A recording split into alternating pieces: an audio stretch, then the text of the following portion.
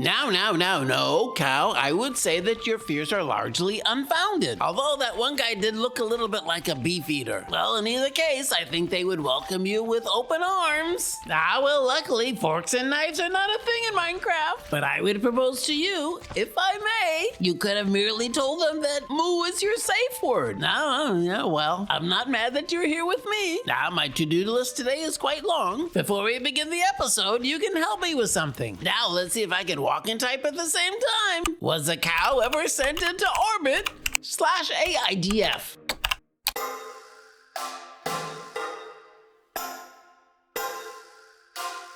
While none have been in orbit, and formally in 1930 became the first cow to be milked on a plane. The milk was parachuted to spectators down below. Well, that's good to know. As the smartest among you may know, the first monkey to travel into space was Albert II in June 14, 1949. I'm sure he had quite a good time, that parachute pay Alurfay notwithstanding. But of course, before that, Albert I was sent into a suborbital flight. Well, that didn't end well due to the fuggations say. Let's just say that space travel for primates usually ends up being a short career. I hear there's a very beautiful farm in upstate New York. Anyways. Now I suspect the determination of a successful test today has little to do with bovine survival rates. Just saying. Now the most faithful viewers among us, and that means both of you, will have noticed that when Cow's in one of his moods, he doesn't want to go anywhere near a boat. So I'm gonna have to entertain him with a sort of fairy tale. Now, after our experience in the tower, he probably does not want to hear Goldilocks and the Three Bears. Cow is quite fond of fireworks in Minecraft, so I'm gonna tell him a story about some rockets. Once upon a time in a land far away, it was the year of our Lord 2016. This one rich guy's rocket exploded, in the process destroying a $200 million satellite belonging to another rich CEO guy, which was intended to provide internet access in Africa. Now, this was a fully commercial project and in no way a free or charitable initiative. Following the incident, the latter expressed deep disappointment on Facebook. Is that still a thing? About the destruction of their satellite due to that other guy's failure to launch. The rich CEO, whose rocket went kaplooey, later acknowledged the incident, admitting fault, but noting that they had offered the disgruntled pipsqueak CEO a free launch to make up for it. Reimbursements? Insurance? Bueller? Maybe the most connected among you have heard of the anecdote wherein billionaire CEO number 1 stumbles upon billionaire CEO number 2 in front of a porta potty in Mountain View and says, "Mark, is it? Did you know your name would be much improved if it had an X in it? Just saying." Now I imagine while standing vis-a-vis an anime film in my mind, and there are two thought bubbles. The first one says, an inferior hair replacement technology.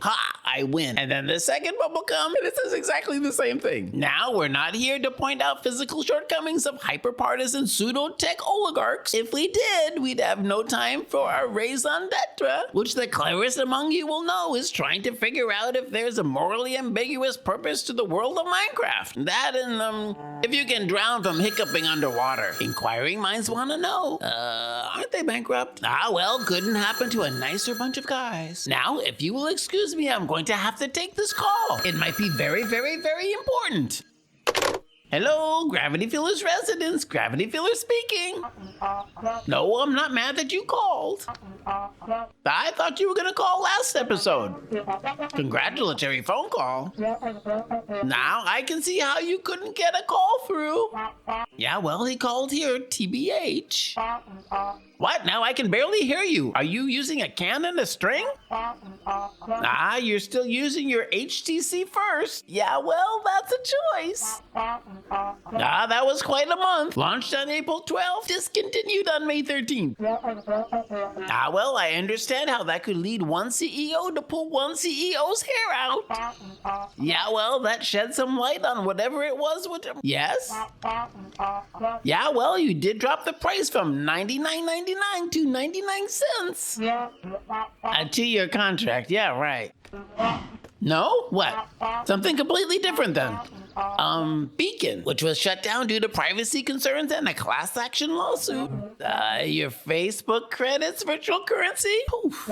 No, Poke. That was the disappearing messages app, which itself disappeared? Parse. A comically, unironically misaligned venture. Wait, I know. Creative Labs. Who can forget Slingshot Rooms and Riff? Yeah, you must be speaking of the app you called This Is Your Digital Life, parenthetically. Yikes. Now that is the app through which Cambridge Analytica gained access to Facebook user data and then misapropos. What? You gotta go? Soon? Okay, give my best to that inexplicably tasteful statue of your wife. Same to you, buddy. Goodbye, bye, see you later, so long. Now, frequent viewers of this channel, and that means both of you will have noticed my kind and generous omission of our caller's ear-piercing, cerebral cortex strangling, don't look at the other morally ambiguous things I've done. Look at this bit of record-scratching tomfoolery. Cover of Get Low with rapper T-Pain. Ah, well, perhaps it's a rich man's world after all, and we are just the sidewalk gum they avoid on their way into the hair club for men's offices. Ah, such is life, until it's not. Anyways, guess what I forgot? Nah, I'm sure you noticed. I forgot to start the episode. Now you will normally recognize it as the part where I say, you've made it, you're here, hoorah! And then I say, and where's here, you may ask? Good question. The most faithful viewers among you, and that means both of you will know, this is the MindGriller Server, and I'm Gravity, and this is Cow. Now, if only I had listened to Cow and muted my phone. Yeah, that's a lesson you learn the hard way. My intent was to begin the episode by saying, Cow and I have been quite busy since we last saw you. In our last spine-tingling episode, I left Cow here with the 3 bears, and I headed back to some familiar haunts to collect some items. And what were these items, you may ask? Ah, good question. Now, the uninitiated among you may expect at this point that I would begin, well, a time lapse. I would never. No, and nay. I have in fact brought my spyglass, and through this ambiguous artifact, we will see into the recent past. Where to commence? Once upon a time, it seems like only 2 Minecraft days ago, only because it was, when Cow and I were rummaging through the old factory, as one does, and we came across an old dusty dank root cellar, which was full of chests and barrels, and I happened to notice something quite interesting in one of them. Now, look here, Sticky Fingers McGee strikes again. Now, while I was taking note of the dank, dusty, musty, and the smell of everything bad, there in the root cellar, I stumbled upon a secret passage. It was quite scary, and as I was sneaking through the secret passage, I could hear all sorts of mobs everywhere. The moaning and groaning and rattling of bones was quite terrifying. And then it came out into a room, which was a sort of basement. And in the boxes in the basement, I found something also quite interesting. As you may know, I've never met a chest belonging to someone else that I didn't want to snoop through. Now, am I pruning? Now, not the most exciting of objects, but nonetheless, they will be quite necessary. So I went upstairs and look, I'm in the lodge again. Now, who knew there was a secret passage from the factory to the lodge? Now, I hope this spyglass is waterproof. I don't want any condensation blurring my view. Nah, there's some things going on here that I know nothing about, and it's getting a little bit spooky. And then the word spooky gave me a thought. I am quite curious about what's in the attic of this building, and then I climbed some stairs. Frequent viewers of this channel, and that means both of you are likely to recognize the upstairs bedroom and the terrifying bedsitter who lives there. Him again. My journey through this dusty rat's maze of a lodge was not yet over, because then I climbed even more stairs, and now I'm up in the attic, and look at this. This is quite interesting. There's lots of chests and barrels to rummage through, and there's nothing like rummaging through someone else's barrels, which is totally not a euphemism for anything. And then I found something here quite useful, and the very next place I looked... Now I've been doing quite a bit of talking. Maybe I should take a break. I would never. Where was I? Hey, look here. Hey, now that's amazing. That's a very special find. I suppose this means that whoever lived here before at one time had been to the end and collected dragon's breath. Wow. Hey, that's something. Now there were quite a few lucky finds there. And after making my way back to Cow, suddenly I felt very sleepy. So I jumped into bed and said, "Good night, Cow. Pleasant dreams. Don't let the bed bugs bite."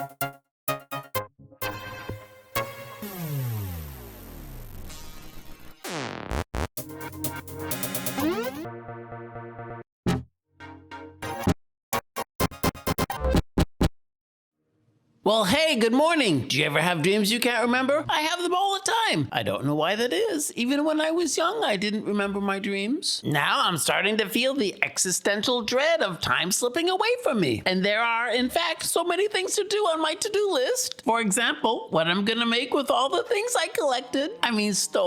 Collected. And what to do about all the slimes and the map hiding on the ceiling. And of course, why Cow and I are here. Now, the most retentive among you will remember that some episodes ago, I took a luxurious cruise, which is something I'll never do again. And on that cruise, the minecart passed through a sort of elevator. And I have here a faithful recreation of said elevator. Now, I think it is. I'm not quite sure it works. But that's what that's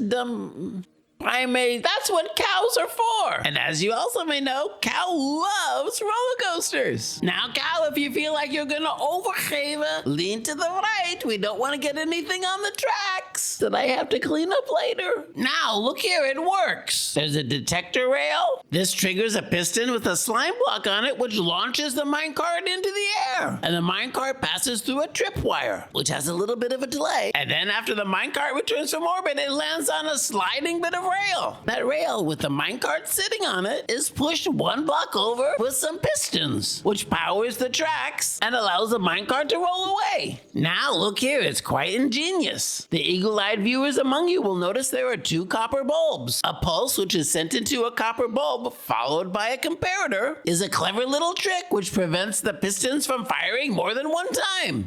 Easy peasy, and then you have an elevator for a minecart. You will excuse me while I descend from my tower of wealth and privilege. Now, Cow, I do have a plan to get you out of the minecart. I'm sure it's not as bad as you're thinking. And done. With that being said, and due to Cow's bone-chilling separation anxiety, sadly, it's time to say our goodbyes. Goodbye, see you later, so long. Hasta la vista, baby. Tootsies, tootso.